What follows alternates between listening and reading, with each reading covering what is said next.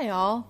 So a while ago on YouTube, I stumbled down a wormhole of small kitchen appliance reviews. As I was looking to buy an air fryer and perhaps maybe a pressure cooker, that's when I stumbled across one of the worst YouTube chefs of all time. His name is Jack Scalfani, as I like to call him, Jack Salmonella Scalfani. I watch video after video of him butcher, sometimes quite literally, recipes. Imagine driving slowly past a multi-car pileup on the interstate. That's my face as I watched him teach the internet how to make partially cooked meals of varying types and taking awful and unneeded shortcuts to recipes that are already quick to prepare. The absolute horror of Jack's lazy man chefing, air quote, techniques to my boyfriend Tom. And now, since we can't unsee it, we are opening your eyes to it as well. I'm Michelle, and I welcome you to join us for this horrific journey, better known as Pink Chicken and the Lazy Man. Welcome back to Pink Chicken and the Lazy Man. That's right, folks. We're making this our end of season 2 podcast. This will be our 14th episode of the second season. It'll be our 28th episode overall. Thanks for taking the journey with us. I'm Michelle Pink Chicken. I'm Tom the Lazy Man. And we're going to pick a throwback episode for this very special occasion. One that we actually meant to record earlier this season, but it was when we got sick. We figure we'll go out with a bang for the end of our second season here. So we were looking at our little spreadsheet we have of episodes here, and the number is 214. So we decided that that's Valentine's Day, and on this Valentine's Day of this year, we were going to record a throwback episode of Jack with his first romantic dinner episode on YouTube from about 10 years ago. Back when he was in the green kitchen. And still wearing a little baseball hat, and still somehow had some better idea of lighting than he has now. And also isn't wearing glasses, which is strange to see his face without glasses. He also has his ring off in this one. Ooh. Intrigue. Yeah. What is he married to Tammy at this point? 10 years ago? I don't know. He's got 112,000 views on this one. The full title of the episode is Salsa Chicken, and we'll get into what that means, literally, towards the middle of the episode. Salsa chicken, salad, and cheesecake. So you think, romantic dinner number 1. Okay, well, he's going to make salsa chicken. Okay, he's making an entree, a salad. Sounds very healthy. Plus, it looks very nice if you get a nice prepared salad, a little wooden salad bowl, and you put a nice dressing there that you make yourself, a handcrafted vinaigrette, and then to finish up with cheesecake. And he's only got 14 minutes on this episode. How's he going to bake a whole cheesecake? Oh, wait. Let's get into the episode. We're going to start it here, folks. Synchronize your YouTube watching chronographs with us. We are starting the video now. We're back with the original intro. He has the flying text while he's cooking something in his kitchen. Yep, heavy black stroke around yellow text. Oh, look at that, Jack. Character generator tricks with it. Everything here is overexposed to hell, by the way. I don't know how that happened. That he went from basically everything blowing out, like the white door behind him. As you said, it's a green wall, but it almost looked incandescent because of the lights he's got going on. It almost looks like a green screen. Yeah, one wonders if that was his original intent. Was like, oh, maybe I'll just paint this whole wall green and then I can do fun video effect stuff with it. He has a whole dissertation at the beginning of this video where this is only a guy's video, so ladies, please turn off the video right now. Otherwise, you're going to ruin the surprise. One of the reasons we chose this video was we were watching through it, and we've watched a couple of his throwback episodes. We really like to delve into the psychology of what is Jack. We like to get into the meat of his head pumpkin. Really dig in there and see what kind of stringies and seeds are kind of hanging out in there. Okay, first, guy tip number 1. Eat before you eat. Don't stuff your face in front of your lady. Make sure you eat. Maybe double eat. He's saying make sure you eat before you eat. Why? How hungry are you? You can skip a meal. Of course, Jack can't skip a meal. Jack can't rightly see how any red-blooded Christian American man could skip a meal. But, if you're going to know you're going to eat with your lady, you can skip a meal. It's okay. But this is the only way Jack can eat like a normal human in front of a female human, is to eat before he goes. Like, otherwise, he's going to be like, oh, I'm going to be ravenous in front of this woman. Or, I'm sorry, lady. He calls women in this video ladies. Ladies. It only gets worse from here, folks. So just bear with us for the ride. So that was his secret tip tip number 1 is ladies leave the room, eat before you eat. He's got his Jack Skellington mug. You know how he likes things named after him, or what he thinks is named after him. Is that on the apron, the best barbecue sauce I ever tasted? Yep. Yeah. You'll ever taste. Because he already knows it's the best sauce ever. Do you really think it's a trademark? Do you really think he filled out all the forms? Probably not. Or did he do the poor man's trademark, which is you just mail it to yourself and you think that counts? Yeah, probably that. Guy tip number 2, don't make it a heavy meal. He's making a baked potato, which is about the heaviest thing I think you could possibly eat. Oh yeah, and he's finishing off with quote-unquote cheesecake. So, yeah, none of that. Air quote cheesecake. Yeah, any thoughts of doing like chicken skewers with a side green salad and a berry compote at the end? Nope. Fuck it. Let's add the starch. Guy tip number 3, no onions and no garlic. He uses salsa, which has all of those things. You can see the pieces of onions in it. We're not really sure what his thought process is because he's not even adhering to his own rules at this point. Well, it's the Jack thought process, which is to say disjointed at best. And yes, of course, internally inconsistent. That's another hallmark of Jack thinking. Lazy, inconsistent, and cheap. Make sure you shower and shave. Just going out with your lady looking and smelling like a slob, probably not advised. Like, you need to tell somebody to do this. I don't understand the logic here. Is he giving advice to his teenage son? Yeah, I could see it being advice for a teenage son. But it really isn't, though. He really means this for 20-something guys, I suppose. Or older guys. I don't know who's watching this. The only pathetic souls out there more pathetic than the ones who watch Jack for cooking advice are the ones who would watch Jack for romantic advice. True. Oh, he is brandishing the tub. The tub is my favorite. This is Jack's idea of cheese. This is Jack's idea of baking cheesecake. Apparently, the Kraft Company used to sell under their Philadelphia cream cheese brand a pre-made cheesecake filling. So it's basically Cool Whip with Philadelphia cream cheese in it. And it's ready to eat. You could eat it right out of the tub if you wanted to. And he will. He does. Oh my god. I don't know what it would taste like, but I'm sure it's not good. We were actually interested in the nutritional information on this, but we thought better of it because it would only make you sad. This is one of those things where the food company tries to get around the caloric restriction by telling you,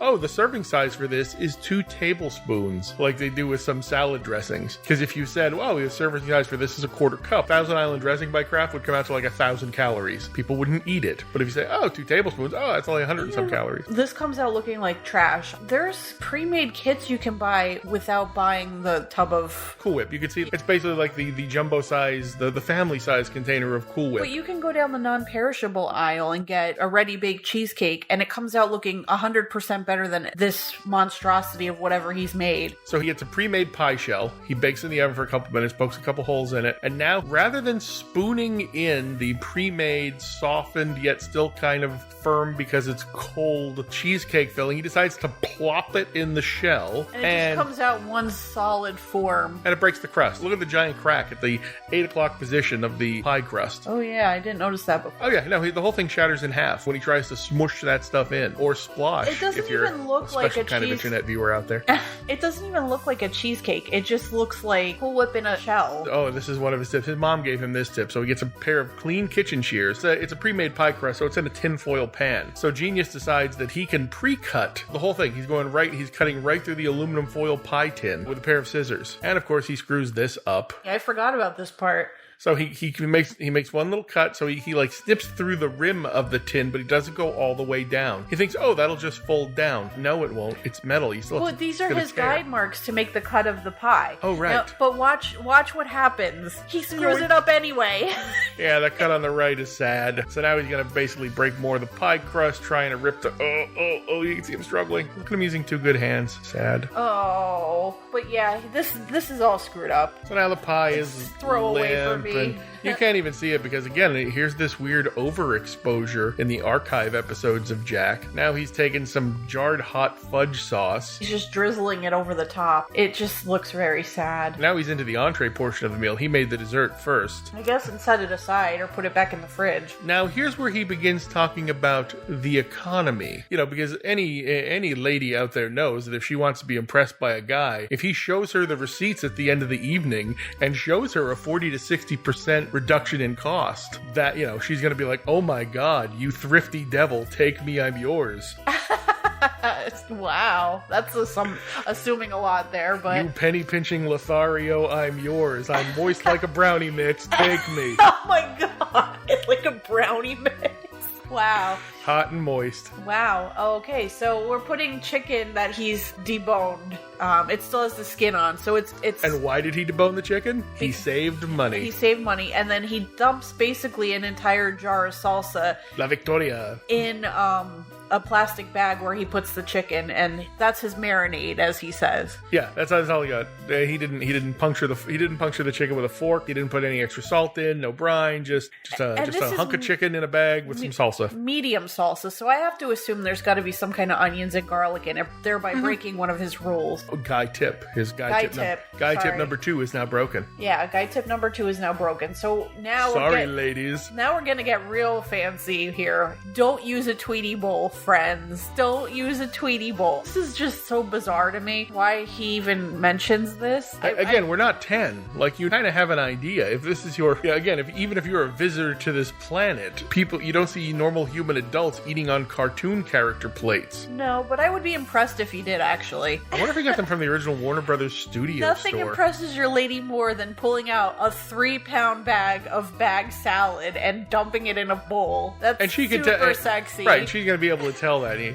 going to grate some carrots over top of that? No. You going to add your own radaccio? No. And you can allow your lady to put her own salad dressing on. I'd be like, fuck you, I'm putting my own salad dressing on, and I don't even want this kind. We forgot to mention the fact that because this is the romantic dinner, rather than just a plain countertop, he's overlaid a romantic red linen countertop. So, for the ladies. Next part of the romantic dinner is making broccoli, steaming it in a bag for 5 to 6 minutes in your microwave. Nothing says love like microwave. Microwave broccoli. Indeed. Which he screws up anyway. Somehow it burns. I'm surprised the salad hasn't burned. Alright, he's marinated the salsa chicken for 5-6 minutes, which for Jack is an eternity because that keeps the food from his mouth, and he wants the food in his mouth as quickly as possible. And then we're also going to steam some baked potatoes. You don't want the meal to be heavy. Well, guess what? Baked potatoes are pretty heavy, especially when you put all the toppings on. There's an old joke some of my older female relatives would tell about 2 dirty potatoes being held in the hand like that. 2 older ladies talking about their husbands. And she goes, "Oh, these remind me of my Reginald." And the older lady says, "That big?" She goes, "No, that dirty." Oh. Potato humor. So he pokes a bunch of holes in them and puts them in the microwave for 7 to 10. Doesn't rub them with butter, doesn't rub them with salt and pepper, doesn't season them at all. He says he washed them, but they don't look clean. Well, nothing here is an appetizing presentation. The knife's dirty. Oh, yeah, look at that. Oh. With what, we don't know. I don't know. Hopefully not the chicken. A little cross-contamination never hurt anybody.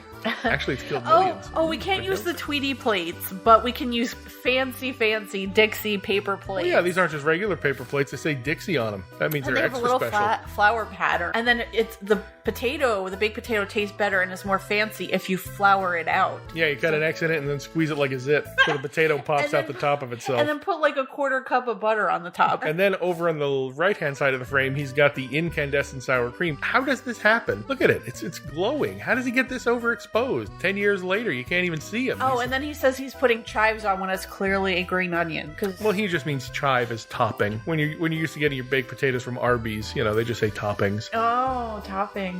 He has broiled the salsa chicken in a pan with no tin foil, with no aluminum foil lining the bottom of it. If you look at the pan, it's got clear burn marks of the sauce and the sides of the pan. So now he does a full presentation here. He's got the pre-made salad laid out. He has 1 grape tomato cut in half, the hemispheres of the grape tomato lying accusingly atop the pre-made salad. There's 2 there, I would say. Nope, I'm telling you, there's 2 pieces of tomato there. Yeah, but look there's 1 up there and then there's 1 over there. So 1 plus 1. No, I'm still going with 2 here. Okay, math is hard. On the fanciest plates you can get from the dollar store, because he recommends getting your china at the dollar store. He's got the plate laid out, so again, he's got the pimple popped potato with his little snicklets of green pepper on it. The broccoli, which somehow burnt in the microwave, that's an accomplishment. And the sad piece of salsa chicken that he did under the broiler. We did not see him cut into any of this chicken, so it's pink inside. Yeah, probably. Can't have a Jack episode without pink chicken. Well,